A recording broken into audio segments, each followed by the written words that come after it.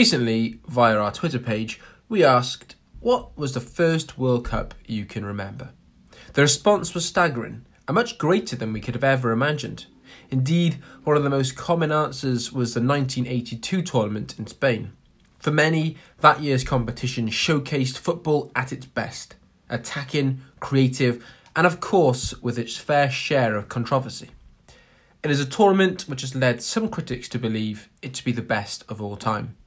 We thought it necessary, therefore, to look closer at this memorable summer of football. So where to start? The group stage seems a safe bet. Wait, there was 2 group stages in 82. Here we go. The World Cup had grown in popularity considerably since its introduction in 1930. Until 1982, however, the tournament was limited to just 16 teams. 16 international sides hardly represented the growth and evolution of the game, and sure enough, 8 more teams were added to the group stages in Spain. This, of course, meant qualification was easier for certain nations, noticeably those in Europe, but also gave the chance on the international stage for smaller nations like Algeria, Cameroon, Honduras, Kuwait, and New Zealand to make their competitive debuts. Also featuring for the first time since 1970 was 66 champions England. In 1982, Britain was at war with Argentina over the Falkland Islands. Astoundingly, the conflict was to end just one day after the tournament's kickoff on the 13th of June.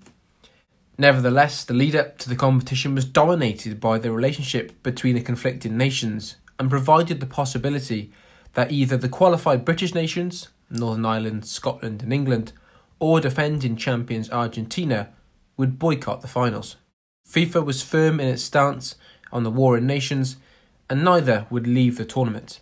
Let the groups begin.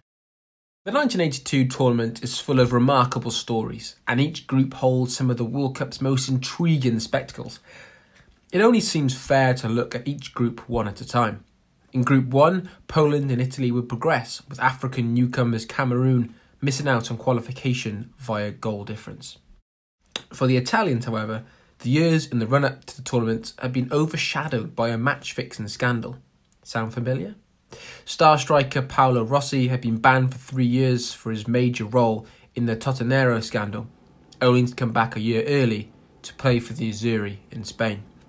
Group 2 saw 2-time champions West Germany in what would appear to be a relatively comfortable group. Algeria, Austria and Chile would be their rivals for progression. First up came Algeria. The African debutants were expected to be brushed aside by Mateusz Rummenigge et al.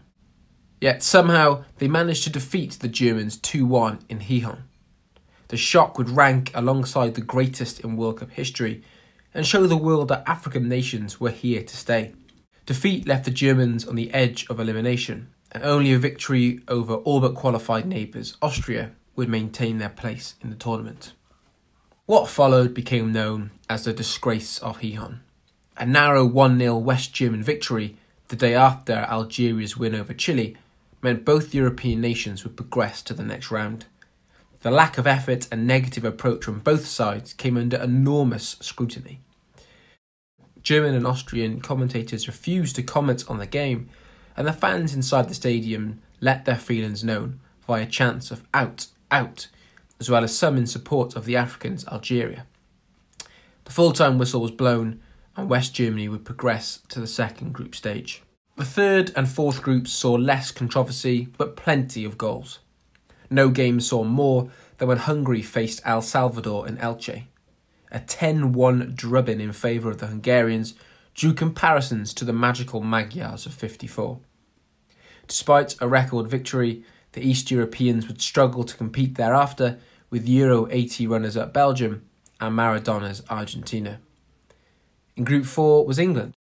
The English were keen to make an immediate impression in their first World Cup in 12 years and got off to the perfect start as Brian Robson fired the Three Lions to a first-minute lead against France. A perfect group stage would follow, and the English fans were dreaming. Group 5 would pit the hosts against Honduras, Yugoslavia and Northern Ireland. The Spanish were by no means offering a world-class team, but an opening draw to minnows Honduras hardly set the world alight. Despite a subsequent victory over Yugoslavia, defeat would be felt at the hands of Northern Ireland. The Northern Irish had boasted a squad full of talent. The incredible Pat Jennings in goals, two-time European Cup winner Martin O'Neill, and Manchester United forward Norman Whiteside. It should come as little shock then that Jerry Armstrong's 47th minute goal in Valencia proved to be the difference. The final group saw the last British nation involved, Scotland. Scotland had been the only British representative in 1978, and despite some glorious football, had crashed out agonisingly to the Netherlands. This time, they were determined not to head home early. With some genuine world-class individuals in the side, noticeably through the Liverpool-inspired spine, they had real hope. Despite an impressive 5-2 drubbing of New Zealand, a heavy defeat to one of the great Brazil sides meant that only victory over the Soviet Union would do. A 2-2 draw would see further Scottish heartache at a major international tournament. Progression meant a second round of groups, each with 3 teams competing for a place in the semi-finals. Rather like the modern Nations League, the resulting fixtures were genuine high-class affairs. Despite this, Groups A and B saw the goals, which had littered the initial round of matches, dry up. Poland narrowly outscored the USSR to qualify before West Germany overcame the hosts and old enemies England to reach yet another World Cup semi-final. Goals returned in the remaining 2 groups, with France comfortably overcoming the Austrian and Northern Irish challenge. Prior to this, Group C had culminated in one of the sport's greatest ever encounters. Following victories over Argentina, both Italy and Brazil were level on points, heading into the deciding match in Barcelona. The Brazilian team in 1982 were widely regarded as one of the finest ever assembled.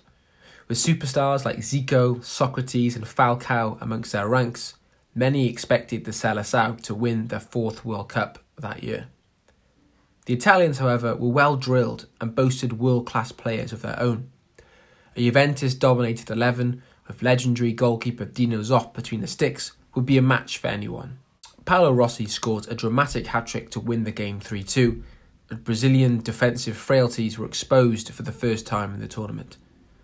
These Football Times described the Brazilian squad as possessing one of the most gifted, yet ultimately flawed midfields in history.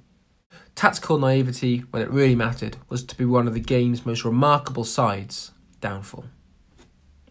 Italy would brush aside the challenge of the tournament's surprise package, Poland, in the semi-finals. Meeting them in the final would be either West Germany or Michel Platini's France. The match was one to remember, both for the incredible football played and the controversy surrounding German goalkeeper Harald Schumacher. In a sweltering Seville, early goals were traded and the score was locked at 1-1. In the second half, substitute Patrick Battisson raced through on goal.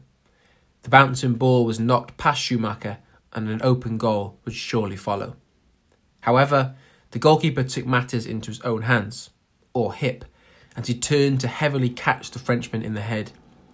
Battiston was knocked unconscious, losing 2 teeth and damaging vertebrae in the process. The ball would dribble wide and no foul was given. To make matters worse, after a pulsating extra time period where 4 goals were exchanged, Schumacher would rub salt into French wounds and deny Didier Sis and Maxime Bossis in the World Cup's first ever penalty shootout. West Germany were in the final and France would be left licking its painful wounds.